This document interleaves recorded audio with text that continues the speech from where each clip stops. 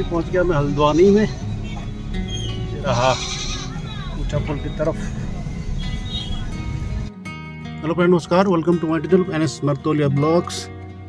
चलिए आज की वीडियो शुरू करते हैं हल्द्वानी शहर से, कुमाऊं द्वार हल्द्वानी।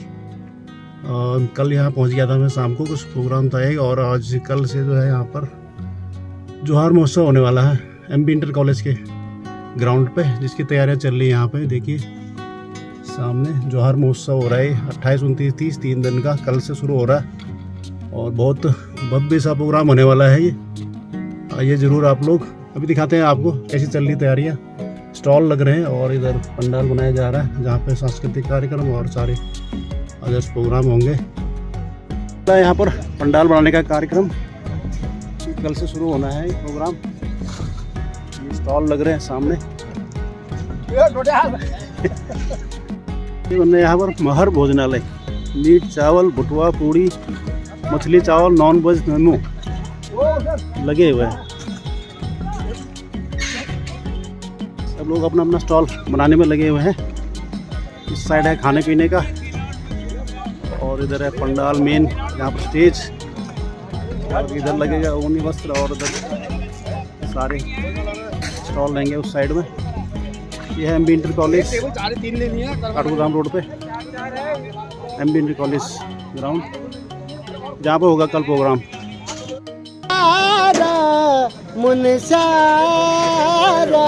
छिला जारा मुनसारा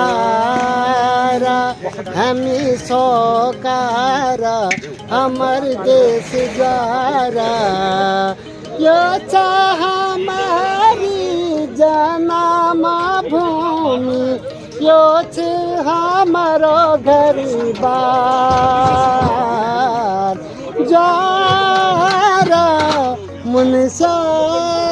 ये हमारे क्या कलाकार हैं बेटा।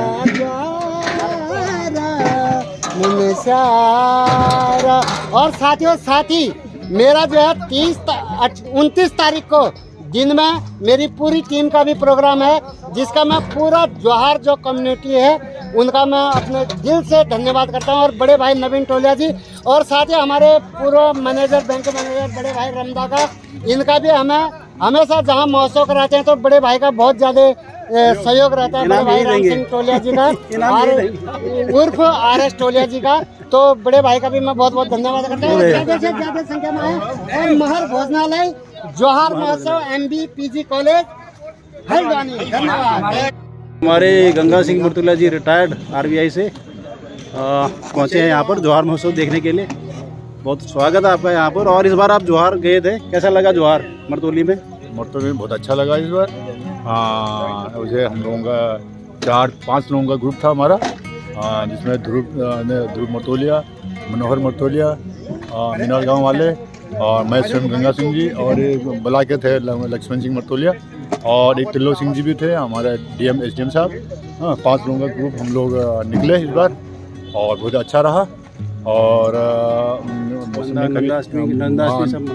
मौसम ने काफ़ी साथ दिया, नंदाष्टमी बहुत अच्छा रहा। और वैसे गांव में लोगों की संख्या कोई कम थी और हम ही लोगों के आने से थोड़ा सा रौनक बढ़ गई उसमें। अच्छा रहा, सभी लोगों का साथ अच्छा रहा। और मंदिर का भी करीब सभी निर्माण तो हो गया है, लेकिन थोड़ा सा बाहर का जो आंगन है वो उसमें कमी रह गई और अगले साल से पूरा हो जाएगा। वैसे जिन लोगों ने भी साथ दिया है, जिन लोगों ने अपने पूरा तन मन से इसमें लगाए हैं, उन लोगों का तहे दिल से बहुत शुक्रिया है। लेकिन लगा कैसा? धन्यवाद देते हैं। लगा कैसा 10 साल बाद जाने के बाद? कैसा? हाँ, 10 साल बाद। हाँ, ये अपने अच्छा लगा। 2010 में मैं भागपुर में गया था, उसके बाद 12 साल के बाद मैं पहली बार गया। बहुत अच्छा रहा और आशा करते हैं कि जो हम लोगों का जो अलग से रूट है 3 किलोमीटर जो है पैदल मार्ग, उसको थोड़ा सा उसको ठीक ठाक करके और अच्छा बनाया जा सकता है। रोड ही बन सकता है। हाँ, रोड बन सकता है, उसमें थोड़ा सा ध्यान देना है। बाकी सब अच्छा रहा, अगले साल ही फिर कोशिश करेंगे। थैंक यू, धन्यवाद।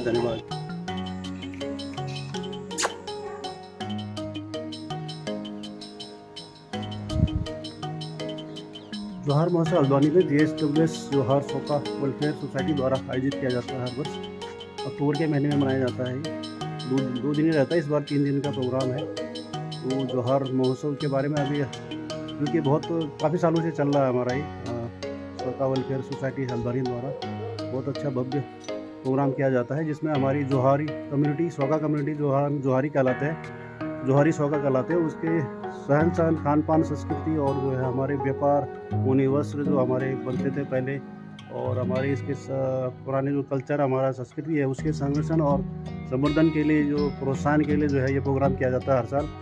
और इसमें आप देखेंगे हमारे यहाँ के ऊनी उत्पाद, खान पान, हमारा रहन सहन, आभूषण, पुराने जो हमारे कपड़े हैं पहनने, हमारी वेशभूषा, खासकर महिलाओं का जो वेशभूषा रहता है वही यूनिक है, जो कि आजकल एक आइकॉनिक बन गया है। काफ़ी लोग, नई पीढ़ी भी इसमें जो है आजकल बढ़ चढ़ कर जो है भाग ले रही है और पहनावा शुरू कर दिया है आजकल। बहुत ही सुंदर लगता है जो हमारा गादी कमौल और घघरा कमला, पिचौड़ी और ये जो है टोपी लगाते हैं, तो बहुत अच्छा रहता है। आप उसको झांकी आप इसमें देखेंगे आज का पूरा जोहार मुंशियार के कल्चर और संस्कृति, उसको आप इस जोहार मौसम में महसूस करेंगे।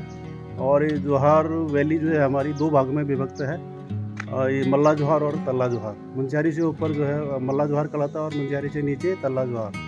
हम लोग 1962 से पहले जो है माइग्रेट करते थे अपने रहन सहन उसके लिए, अपने व्यापार के लिए, और हमारा जो मेन उस टाइम पुराने हमारे पुरखों का जो है काम धंधा वही था, व्यापार और खेती बाड़ी था। तो 6 महीने हम लोग तल्ला जोहार में रहते थे और 6 महीने मल्ला जोहार में। जैसे ही गर्मियाँ पड़ती थी अप्रैल के बाद हम लोग मल्ला जोहार जाते थे और अक्टूबर तक वहाँ रहते, अक्टूबर के बाद नीचे तल्ला जोहार की तरफ वापस आ जाते थे पूरे फैमिली के साथ, अपने गाय बच्चों को लेके सारे लोग हम लोग माइग्रेट करते थे। तो जोहार वैली में आप मुंशियारी से आगे 57 किलोमीटर मिलम ग्लेशियर तक है, जहाँ पर आपके 13 गाँव आपको मिलेंगे। हमारा जो माइग्रेटरी गाँव है, हमारे जो मरतोलिया गाँव में, दूसरे रावत हैं, बुरपाल हैं, जंगपांगी हैं, तो धमोत है, तो इन लोगों का गांव जो है हमारा कास्ट के हिसाब से सोका के नाम से जो है ऊपर 13 गांव हमारे आते हैं मुंशियारी से आगे। मुंशियारी से करीब 57 किलोमीटर मिलम ग्लेशियर पड़ता है, उससे आगे कोई गांव नहीं है लास्ट। उसके बाद तिब्बत लग जाता है, चाइना बॉर्डर, तो वहाँ तक ये है। और ये जोहार घाटी हमारा 2 घाटियों के बीच में है।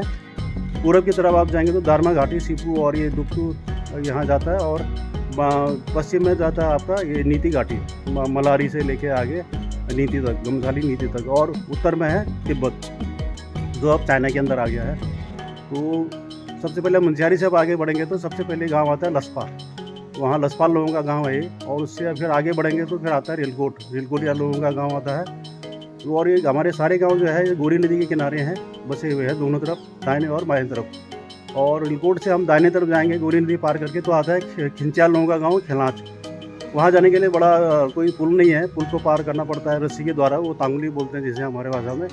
उसको रस्सी से खींच के जो है बड़ी मुश्किल से जो है लोग पार करते हैं खिलाच जाने के लिए। और खिलाच से फिर आगे इधर वापस रेलकोट आगे जाएंगे तो बाएं तरफ जो है हमारा गांव है मरतोलिया का गांव। सबसे बड़ा गांव है, बहुत बड़ा गांव है, 400-500 परिवार वहाँ रहते थे।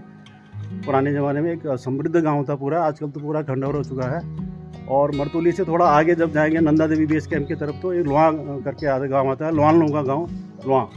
फिर उधर से वापस आप मरतोली आएंगे, उससे नीचे जब दाहिनी तरफ जाएंगे नदी पार करके तो वहाँ आता है टोलिया लोगों का गाँव। टोलिया लोगों के गाँव के नीचे ही एक पुराना गाँव है सुमदू, जो अब अस्तित्व में नहीं है, तो वो सुमत्याल लोगों का गाँव था। तो अब सुमत्याल लोग जो है अब टोला गाँव में ही रहने लगे, क्योंकि वो गोरी नदी के बाढ़ से जो है पूरा गाँव जो है तहस नहस हो गया, उसके खंडहरी अब वहाँ पर मिलते हैं। तो वापस आप यहाँ आएंगे मरतोली, तो मरतोली के सामने से आपको आता है फिर बुरफू में नदी पार करने के लिए पुल बना हुआ है। तो अब उसके दाहिने तरफ जाएंगे तो आपका बुरफू और बिल्दू से जाके मिलम की जाती है, और 2 रास्ते हैं। बाएं तरफ जाती है मापा गनगर पाछू होते हुए मिलम की तरफ। तो अब जैसे ही बुरफू में पहुँचेंगे तो बुरफू में बुरफाल लोगों का और जंगपागी लोगों का ये गाँव है, बहुत ही समृद्ध गाँव है ये। और ये व्यापार केंद्र में हमारा उस इलाके का सेंटर है, जहाँ पर राशन पानी सारा ये जो है मेडिकल सारी फैसिलिटी यहाँ पर अवेलेबल है। और इससे आगे जाएंगे, बुरफू से आगे जाएंगे तो आता है बिल्जू, जो बिल्जवा लोगों का गांव है। और बिल्जू के 2 किलोमीटर पहले गांव था दसपा लोगों का, वो अब है नहीं, वहाँ पर अस्तित्व में नहीं है। तो दसपा लोग भी अभी जो है बिल्जू में ही रहते हैं। तो बिल्जू के बाद जो है आगे आता है फिर मिलम, लास्ट गाँव। मिलम से आगे कोई गाँव नहीं है। उधर फिर जो मिलम से दाहिनी तरफ जो गंगा नदी आती है उसके किनारे किनारे जाके ऊपर को कुंगरी बिंगरी और जाते थे उधर तिब्बत के लिए। तो उस बीच में रास्ता सुमदू गांव और एक दुंग आता है, लेकिन वहाँ अभी कोई जाता नहीं है। मिलम जो है लास्ट गांव है। और गुरफू से बाएं ओर जाएंगे हम नदी के इस गोरी गंगा के बाईं ओर, तो वहाँ से पहले आता है मापा ये जो है मपाल लोगों का गाँव है, मापा के मपाल। तो उस वहाँ से फिर आगे जाएंगे तो फिर आता है गनगर, वहाँ रहते हैं गनगरिया लोग। और उससे बाद हम पाछूगढ़ को पार करेंगे तो आता है पाछू, पंचपाल लोगों का गाँव। वहाँ पर आपको नंदा देवी का मंदिर मिलेगा। और वहाँ से पाछू और गनगर से आप नंदा देवी बेस कैंप के लिए ट्रैकिंग यहाँ से शुरू होती है। पहला या पड़ाव यहीं पर आता है, उसके बाद यहाँ से नंदा देवी बेस कैंप के लिए यात्रा जाती है। और उसके बाद आप आगे बढ़ेंगे तो उसमें फिर मिलम के लिए यहाँ से भी आप जा सकते हैं। तो गुरफू से दो तरीके से आप मिलम जा सकते हैं, एक बाएं तरफ से और एक दाहिने गुरफू होते हुए, एक मापा होते हुए। तो ये हमारे 12-13 गाँव यहाँ पर जो है मल्ला जोहार में है, जोहार घाटी में। तो ये है जोहार घाटी का संस्कृत एक मैंने बताया आपको। कोई अगर कोई क्योंकि मैं इस बार पिछले बार 2 साल पहले इस एरिया को टोटली एक्सप्लोर कर चुका हूँ। 2-3 गाँव में ठहर नहीं गया मैं, बाकी 1.5 महीना रख के मैं पूरे एरिया में सारे गाँव में विजिट किया और अच्छी तरह एक्सप्लोर किया था उसे। 2-3 गाँव टोला, खेलाच और अलवा, ये 3 गाँव को मैं गया नहीं, तो बाकी गाँव को मैंने अच्छे से एक्सप्लोर किया। तो ये था हमारा जोहार घाटी के बारे में। तो अब इन वहाँ के जो पुराने हमारे जो है 1962 से पहले जो हमारे ये सारे 13 गाँव थे बहुत ही खुशहाल थे, बिल्कुल से हम लोग पूरे फैमिली के साथ वहाँ माइग्रेट करते थे हमारे पूर्वज। लेकिन 62 से चाइना वार के बाद जो है सारे लोगों ने नीचे माइग्रेट करना शुरू किया। तो इसी तरह हमारे हल्द्वानी, देहरादून और ये दिल्ली में, यहाँ पर पिथौरागढ़ में, अल्मोड़े में सब जो हमारे जोहारी सौका जो हमारे निवास कर रहे हैं, उन लोगों ने अपनी समिति बना करके, संगठन को बना करके एक हमारी संस्कृति और पुरानी जो सभ्यता हमारी है उसको मेंटेन बनाए रखने के लिए इस तरह के आयोजन हमारे साथ हर किया जाता है हल्द्वानी में। क्योंकि ये कुमाऊं द्वार है यहाँ से हल्द्वानी से हमारा जो है मोस्टली हमारे अब मैक्सिमम लोग यहाँ हल्द्वानी में रहते हैं। तो ये बहुत अच्छा आयोजन ये लोग करते हैं अब यहाँ पर।